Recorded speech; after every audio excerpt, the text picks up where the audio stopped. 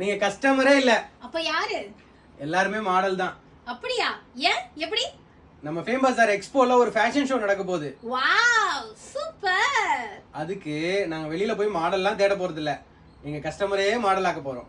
ஆமாங்க, நாங்க வெளியில மாடல் நிறைய பேர் தேடினோம். நிறைய அழகழகான மாடல்ஸ் நிறைய பேர் வந்து ஆப்பர்ச்சுனிட்டிக்காக ரெடியா இருக்காங்க. பட் நான் ஏன் கஸ்டமரையே மாடல் ஆக்கணும்னு முடிவு பண்ணிட்டேங்க. எங்களுக்கு எங்களோட வளர்ச்சிக்கு ஹெல்ப் பண்றது எங்க கஸ்டமர் தான்.